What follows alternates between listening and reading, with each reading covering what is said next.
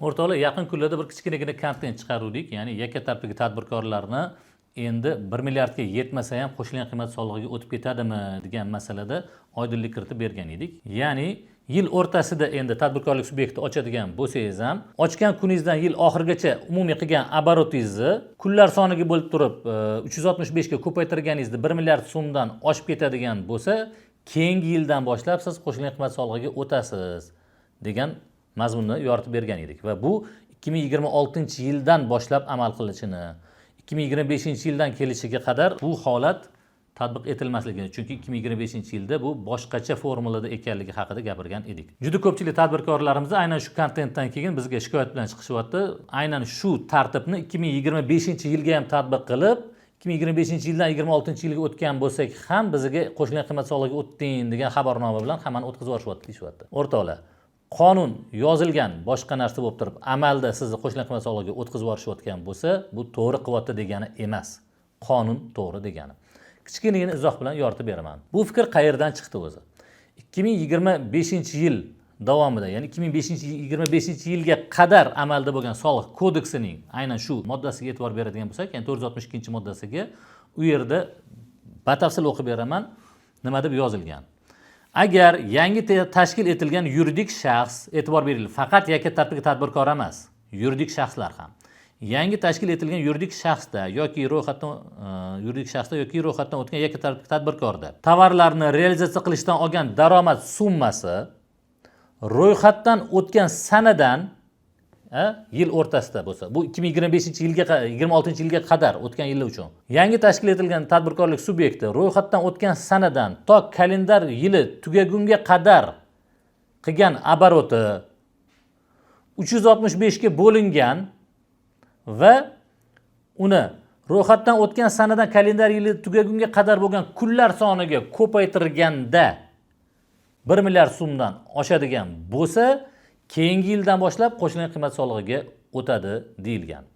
Endi buni batafsil yonimizda hozir formula bilan ko'rsatib berishadi. Deylik 2025-yil 22-sentyabrda siz tadbirkorlik subyekti ochdingiz. Xoh bu yakka tartibdagi tadbirkor bo'lsin, xoh o'zini o'zi band qiluvchi yoki mas'uliyat cheklangan jamiyat bo'lsin.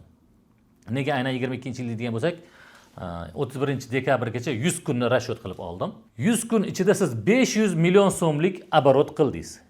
2025-yil 22-sentyabrda tashkil etildingiz va 31-dekabrga qadar 500 million so'm oborot qildingiz. Formula nima deyapti?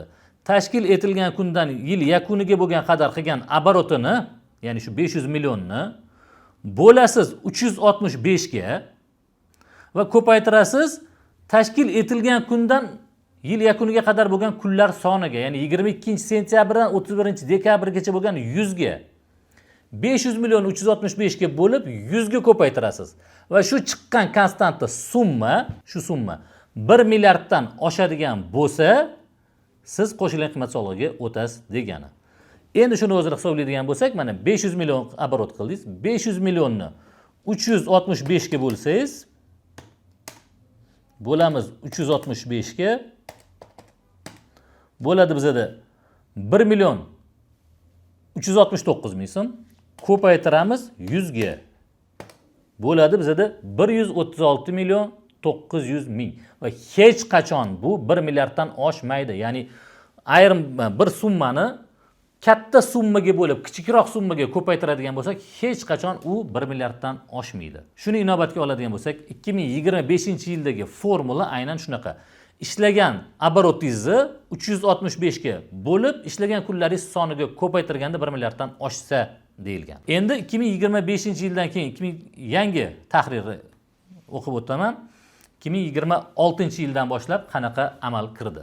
Agar yangi tashkil etilgan yuridik shaxsning jami daromad summasi yangi ro'yxatdan o'tgan yakka tartibdagi tadbirkor yoki o'zini o'zi band qilgan shaxs yil o'rtasida ochilgan yangi tashkil etilsa, tovarlar, ishlar, xizmatlar realizatsiya qilishdan olgan daromad summasi 1 milliard so'mni 365 ga bo'lib ishlagan kunlaringiz soniga ko'paytirganingizda, o'sha ishlagan daromad summangizdan kichkina bo'lsa, ya'ni 1 milliard so'mni 365 ga bo'lasiz, bu 2 million 740 ming so'mga aylanadi va uni 100 ga ko'paytirasiz, 274 million bo'ladi. 100 kun ichida ishlagan 500 million so'mmangiz 274 million so'mdan katta bo'ladigan bo'lsa, уже kattaligi aniq chiqdi. Keyingi yildan boshlab siz qo'shimcha qiymat solig'iga o'tasiz degan tartib joriy qilindi va bu 2026-yildan amalga kirdi. Bu degani, endi siz 2026-yil 22-sentyabrda korxona ochib qo'ysangiz yoki yakka tartibli tadbirkor yoki o'zini o'zi band qiluvchi ochsangiz va yil oxirigacha 500 million so'mlik oborot qilsangiz, formula qanaqa hisoblaydi? 1 milliardni 365 ga bo'lasiz. Bu bizada 2 million 740 ming chiqadi. Va uni 100 ga ko'paytirasiz. 100 ga ko'paytirsak 274 million so'm bo'ldi. Siz qilgan oborotingiz 500 million so'm, hozirgi chiqqan 274 million so'mdan katta bo'ladigan bo'lsa, siz 2027-yildan boshlab qo'shimcha qiymat solig'iga o'tasiz.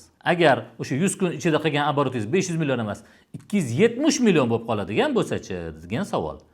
Agar shu 270 million bo'lib qoladigan bo'lsa, demak hozirgi hisob-kitobda 1 milliardni 365 ga bo'lib 100 ga ko'paytirganimizda 274 million chiqdi va sizning oborotingiz 270 million bo'lib qoldi deydigan bo'lsak, keyingi yildan boshlab siz aylanmadan olingan soliqda qolaverasiz. Mana shu qisqagina, soddagina formula. Agar sizga soliq organi xodimlari tomonidan siz o'tgan yilgi oborotingizni ham xuddi shu yangi tartibdagi formula bilan hisoblaydigan bo'lsa, birinchidan soliq qonunchiligi orqaga qaytish kuchiga ega emas. Yengillashtiruvchi holatlar bundan mustasno. Ayrim bu holatda esa og'irlashtiruvchi holat hisoblanadi. Orqaga qaytish kuchiga ega emas degani, yangi tartib joriy qilindimi, bu endi 2026-yildan boshlab qilinadigan oborotlar uchun taalluqli bo'ladi. 2025-yildagi oborotlar uchun umuman taalluqli emas. Lekin sizga 2026-yildan kirgan norma bo'yicha agar shu narsani qo'llayotgan bo'lsangiz, bilingki, sizning huquqingiz buzilgan bo'ladi. Bu narsa bo'yicha to'g'ridan-to'g'ri biznes ombudsmanga murojaat qilishingiz mumkin yoki soliq maslahatchisi orqali o'zingizning huquqingizni himoya qilsanglar bo'ladi. Juda bo'lmasa, kimda shunaqa holat bo'ladigan bo'lsa, kommentariylarda o'zingizlar haqingizda ma'lumot beringlar, nomerlarni qoldiringlar. Yigitlar sizlarga aloqaga chiqishadi va biznes ombudsman orqali yordam berishga harakat qilamiz. O'zingizlarni ehtiyot qilinglar, qonun tahlili shu, qonuniy ishlashga harakat qilinglar. Soliqlarni vaqtida to'langlar. Salomat bo'ling.